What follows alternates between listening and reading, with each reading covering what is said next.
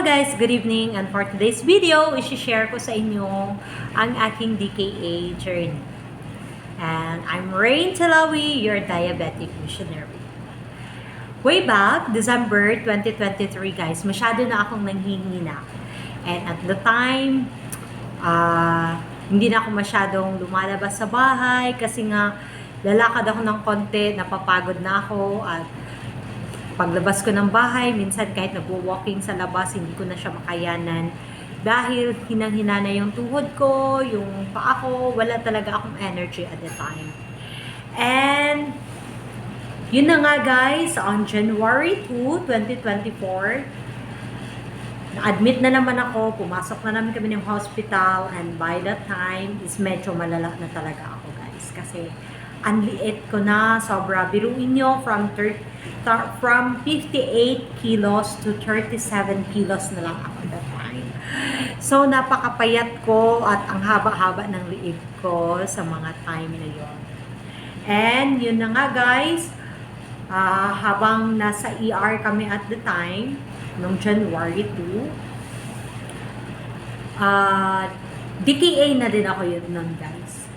Pero, pinipilit ko talaga yung self ko na makalabas talaga kami kasi nga, nakaplano na kasi yung mag-overnight kami on January 4 because January 4 is my birthday. So, nag-plan kami ng family ko na mag-overnight, mag-night swimming, ganon. So, I'm so excited sa mga oras na yon na dapat on January 4 na hindi ako ma-admit at dapat matuloy yung bonding moments ko with my family kasi nga at the time na sabi ko, at least man lang magkakaroon kami ng family bonding if everything na may mangyayari or anything na may mangyayari sa akin. So, yun na nga guys, pag January 3 ng madaling araw, nakauwi ako sa amin. Nakauwi din ako, nakalabas ako sa ER and umuwi sa bahay. Yun na nga, hinang-hina na din ako noon guys. Lahat ng kinakain ko, sinusuka ko, nilalabas ko, wala talaga. Kung iinom ako ng gamot, nabuo pa yung gamot, after nun ng 5 minutes, ilabas ko na din yon, so buo pa din siya. And yung mga food, yung water, anything na papasok sa bibig ko at the time is hindi na tinatanggap ng katawan ko. So, noong January 4, 2024, the day of my birthday morning, nag-serenade pa yung mga kabataan doon sa bahay. Sinurprise nila ako, nag-serenade sila, and then pinagpapray nila ako, and I'm so touched and blessed by that time. And after nun, guys, pagkatanghali, bumalik na naman. Suka na naman ako ng suka, at mas lalo na akong humihina sa mga panahon na yun. And yun na nga guys, pagka January 4, 2024, around 7 p.m. after ng dinner, pagkatapos kong nag-dinner, as usual, sinusuka ko na yung pagkain ko, nilabas ko lahat, at acid na yung naaamoy ko sa ilong ko guys. Sa ilong, sa bunganga, aceton na yung maaamoy ko. Yung para akong uminom ng aceton, ganun na yung nararamdaman ko sa mga oras na yun. At yung ilong ko, masyado na talaga amoy aceton na talaga siya guys. Parang yung, di ba, yung panlinis ng kuko, yung panlinis ng cutex, ganun. Yung parang ininom ko siya, yun yung parang nararamdaman ko sa mga time na yun. And dumating na din sa point na hindi na ako nakakahinga. Mama ko, ma, kailangan ko nang magpa-hospital. So, ni-rush ako sa hospital, rushing kami pumunta sa hospital, and pagdating sa hospital, habang doon sa triage, is ini-interview ako kung ano yung mga sakit ko. And then, guys, saktong-sakto pagdating namin doon sa triage, ito lockjaw na siya. Hindi ko na siya ma-open ang mouth ko. Hindi ko na siya ma-open. Nakaganon na lang ako. Ganon. Pero nakapagsasalita pa ako, guys. Nakapagsasalita pa ako. So, habang ine-interview ako, sinabi ko na sa doktor na, Dok, pwede bang i-ano mo na ako, lalagyan mo na ako ng oxygen dahil hindi na ako makahinga. Nung sinabi ko, kasi Dok, sabi ko, DKA ako, DKA patient ako, sabi ko ganun. So, na-alarma sila nung sinabi ko na DKA patient ako. So, agad-agad nila ako tinakbo sa ER. Pagdating doon sa ER, piniprepare nila agad yung oxygen na kailangan i-ano sa akin, and then lab test, ganun. And then, yun na nga guys, pagdating namin sa ER, napakaraming tao, napakaraming patient. Yung iba, sa sahig na lang umuupo, yung iba, as in sa sobrang daming patient sa mga panahon na yun. So, buti na lang ako is naka-wheelchair ako. So, habang nasa wheelchair ako, iba pa rin yung pakiramdam na nakahiga ka, di ba?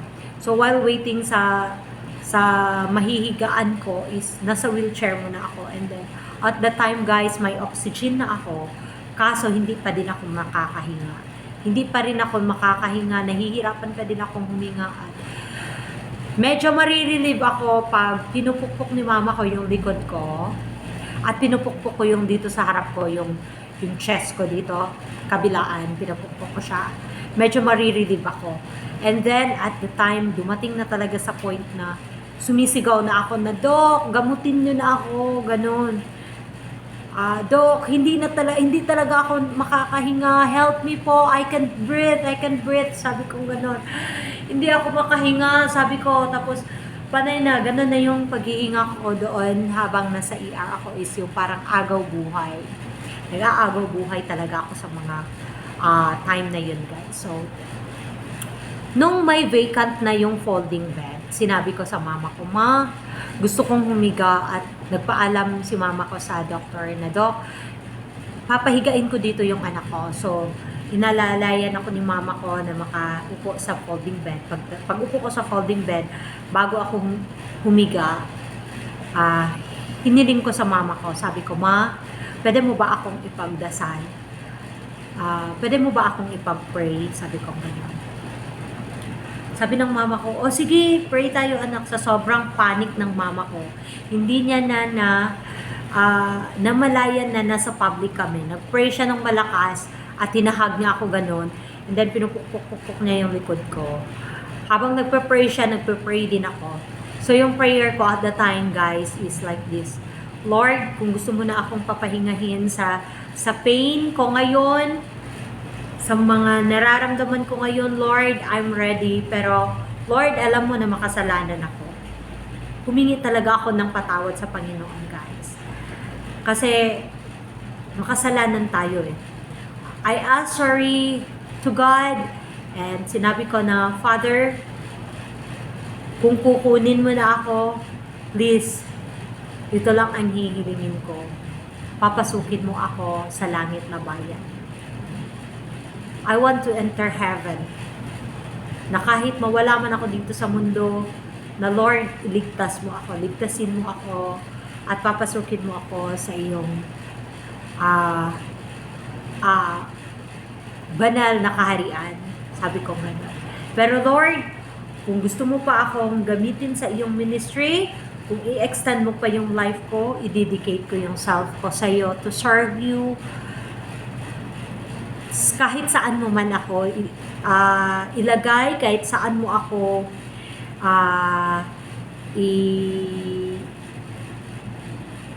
isi-send, I will go and I will serve you.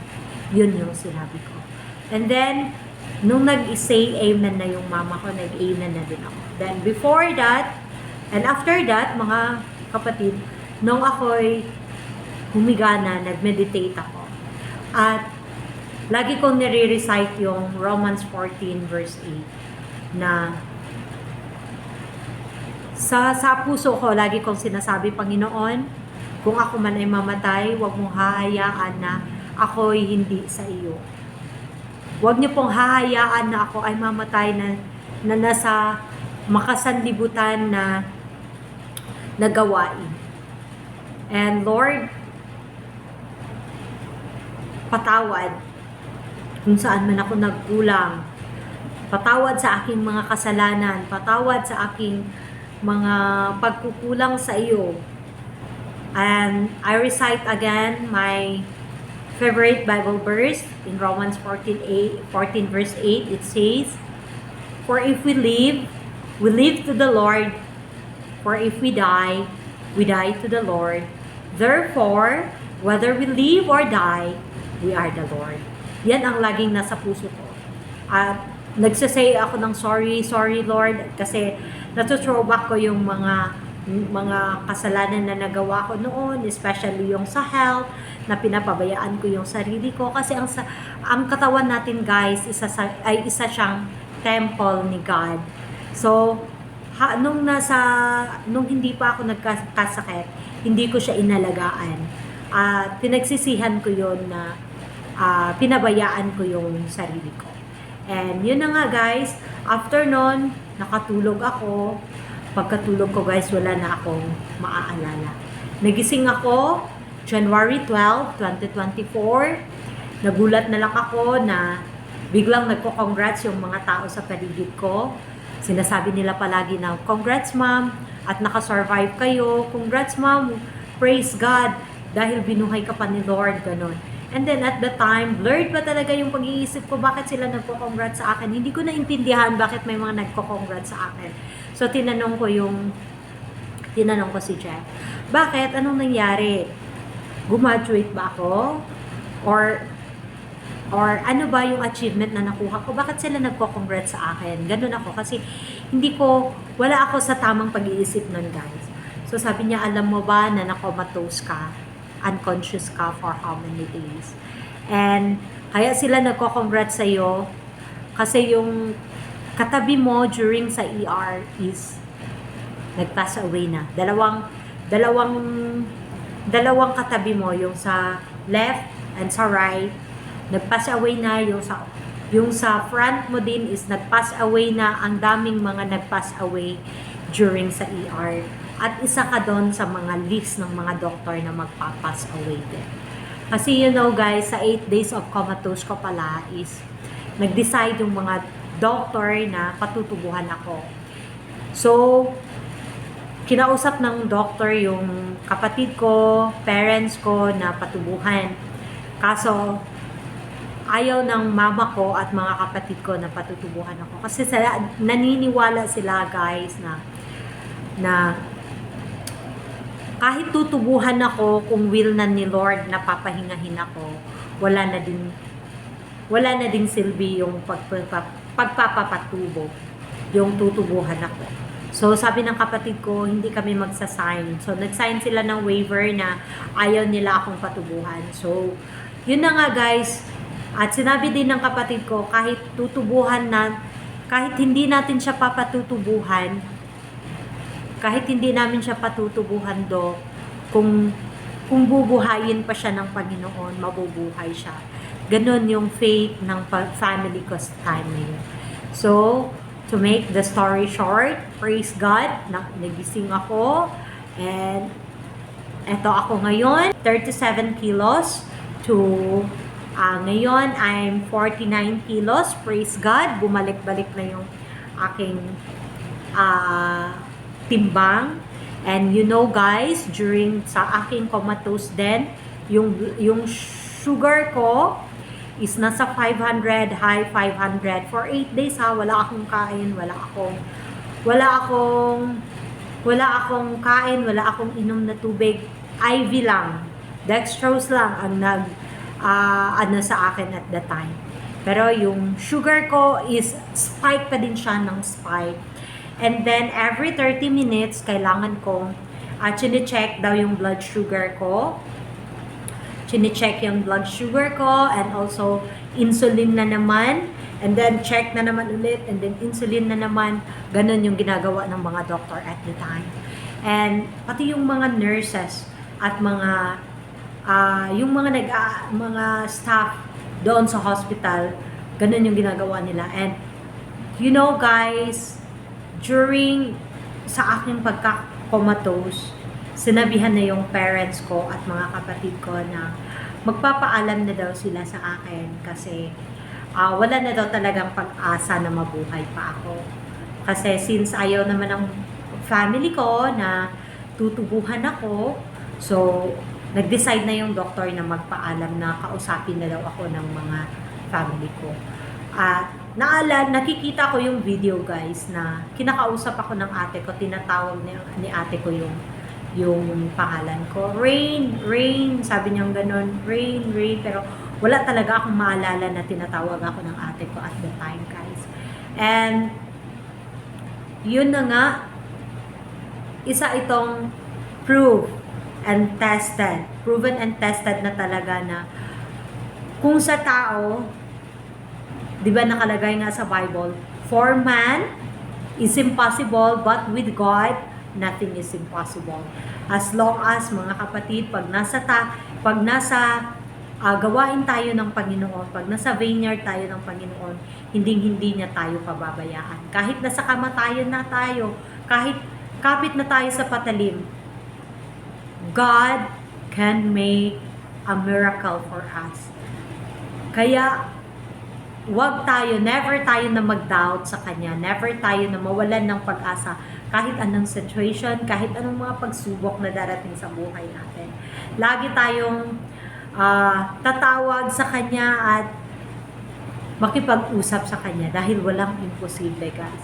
Even ako sa sarili ko, hindi ko akalain na mabubuhay pa ako. And I believe na binuhay ako ng Panginoon because meron pa siyang purpose para sa akin. And I'm so excited na para sa purpose na ipapagawa ng Panginoon. And praise God, kahit papano is nagiging blessings yung experience ko guys sa ibang tao. Kasi lagi kong sinishare kung gaano kabuti ang Panginoon sa buhay ko. And thank you and praise God and thank you Lord for extending my life. Kaya sa mga family and friends, sa mga makapapanood ng video na to, kung kayo nasa situation na sobrang nahihirapan na kayo, don't give up. Kasi kung para sa akin na hindi tayo dinidinig ng Panginoon, but God is working for everything na kung ano yung ikakabuti sa atin. Sometimes ina-allow ni God ang mga situation, ang mga trials na darating sa life natin upang magkakaroon tayo ng mas deeper relationship with the God. At magkakaroon tayo ng ultimate relationship with Him. Yun lang po, and God bless everyone.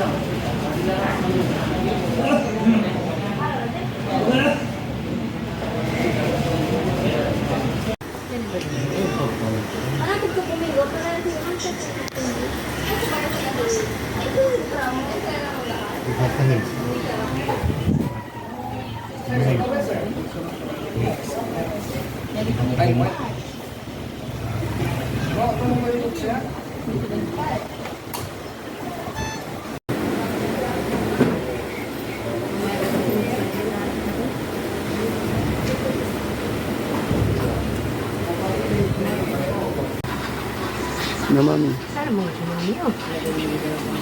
Hindi naman kumulakaw. Bana. Ngayon na maayo na sa pabalik ka.